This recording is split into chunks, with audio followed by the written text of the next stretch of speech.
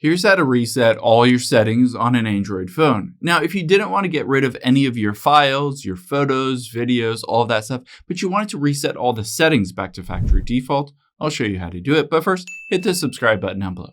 Really helps me out. Thanks, guys. Now, the first thing we'll do is navigate into your settings. So let's swipe up from here and tap on the settings or gear icon.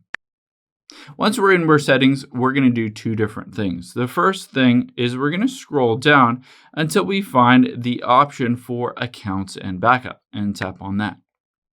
Now, next you can see either Samsung Cloud or Google Drive. Tap on Google Drive. In my instance, I use Google Drive. Make sure Backup Google One is turned on, and you might want to tap Backup now just in case. We're going to reset all the settings, but it's a good idea just to back up everything in case there's a glitch or bug during the reset process. Now, after we've done that, let's just go back out here, and we'll go back to the beginning. From here, all we're going to do is scroll down until we get to the option for General Management and tap on that. In General Management, let's just scroll down and you can see Reset. Tap on that.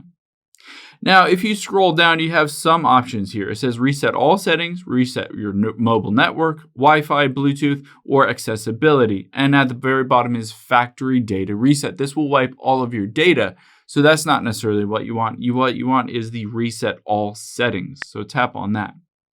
Now it says it will reset your security settings, language, accounts, personal data, settings for downloaded apps, but it won't remove your information. So just tap reset settings here, and you're going to enter in your PIN.